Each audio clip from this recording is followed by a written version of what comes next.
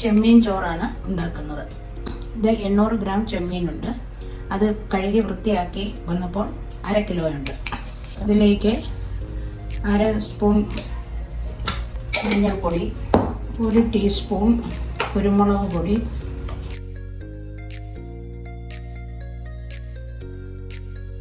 ഉപ്പ് പാകത്തിന്, മുളക് പൊടി 1 ടീസ്പൂൺ, ഇത്രയും ഇട്ട് മാരിനേറ്റ് ചെയ്ത് കുറച്ച് സമയം മൂടി വയ്ക്കും.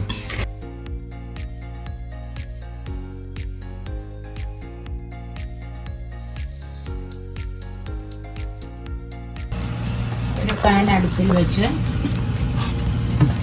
ഒരു 4 സ്പൂണോളം വെളിച്ചെണ്ണ ഒഴിക്കുക.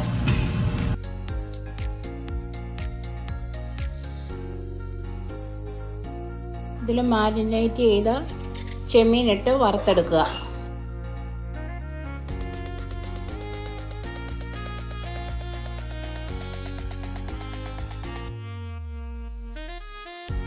മീഡിയം ഫ്ലെയിമിൽ 2 വശവും മറിച്ചിട്ട് വറുത്തെടുക്കണം. ചെമ്മീൻ വറുത്ത് കോരി വെച്ചിട്ടുണ്ട്. അത് മാറ്റി വയ്ക്കുക. അതിൽ തന്നെയാണ് നമ്മൾ മസാല തയ്യാറാക്കുന്നത്. മസാല തയ്യാറാക്കാൻ ഈ വേറൊരു പാത്രം ദം ചെയ്യാനോ ഒന്നും ആവശ്യമില്ല. ഈ പാത്രത്തിൽ തന്നെയാണ് നമ്മൾ ചോറ് റെഡിയാക്കുന്നത്. ആ എണ്ണ ഞാൻ വേറൊരു പാത്രത്തിലേക്ക് മാറ്റിയിട്ടുണ്ട്. അതിനകത്തേക്ക് 5 ഗ്രാമ്പൂ, 3 ഏലക്ക പൊട്ടിച്ച് വെച്ചിട്ടുണ്ട്. ചെറിയ 3 കഷ്ണം കറുവാപ്പട്ട.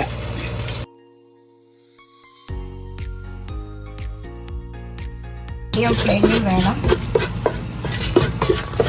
എണ്ണയുടെ തീ വയ്ക്കുവാൻ. ഇതിലേക്ക് കനം കുറച്ച് അരിഞ്ഞു വെച്ചിരിക്കുന്ന 2 ചെറിയ സവാള ഇട്ട് വഴറ്റുക.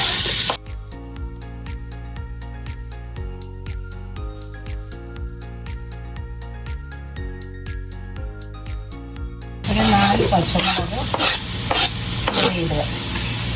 എരിവ് കൂടുതൽ ആവശ്യമുള്ളത് പച്ചമുളക് കൂടുതൽ ചേർക്കാം. ഇട്ട് നന്നായി വഴറ്റുക. സവാള വഴന്ന് വരുന്നുണ്ട്. അതിലേക്ക് ഒരു വലിയ തക്കാളി, 1 ടേബിൾ സ്പൂൺ ജിഞ്ചർ ഗാർലിക് പേസ്റ്റും കൂടെ ചേർക്കുക.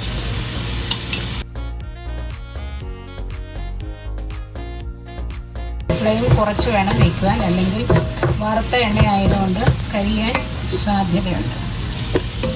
മീഡിയം ഫ്ലെയിമിൽ അതിരുന്ന് വേവട്ടെ. സവാളയും തക്കാളിയൊക്കെ വഴന്ന് വരുന്നുണ്ട്. ഇതിലേക്ക് മഞ്ഞൾപ്പൊടി 1/4 ടീസ്പൂൺ, മുളക് പൊടി 1 ടേബിൾ സ്പൂൺ, ഉപ്പ് പാകത്തിന് ചേർത്ത് നന്നായി ഇളക്കി യോജിപ്പിക്കുക. പച്ചമണം മാറുന്ന വരെ ഗരം മസാല 1/2 ടീസ്പൂൺ മൂടി വയ്ക്കുക. ജീരശാല അരി ഞാൻ കഴുകി വെച്ചിട്ടുണ്ട്. അതിൽ ചൂടുവെള്ളം ഒഴിച്ച് സോക്ക് ചെയ്ത് വെക്കണം 1/2 മണിക്കൂർ.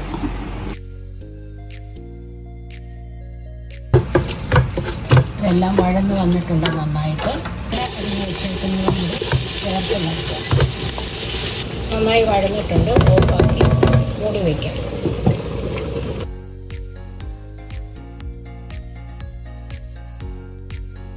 മസാലയ്ക്കകത്തേക്ക് സ്ട്രെയിൻ ചെയ്ത് വെച്ചേക്കുന്ന അരിയിട്ട് വറുത്തെടുക്കുക ചെറുതായി.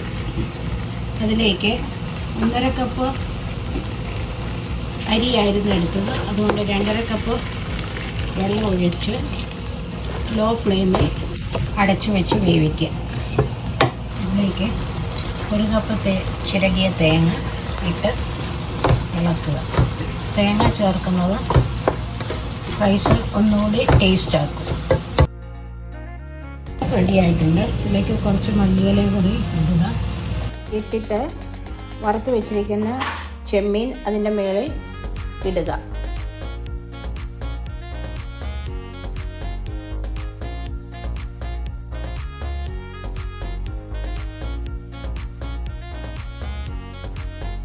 ചെമ്മീൻ ചോറ് റെഡി ആയിട്ടുണ്ട്. എല്ലാവരും ട്രൈ ചെയ്ത് നോക്കുമല്ലോ. എൻ്റെ ചാനൽ സബ്സ്ക്രൈബ് ചെയ്യുവാനും ലൈക്ക് ചെയ്യുവാനും മറക്കരുത്.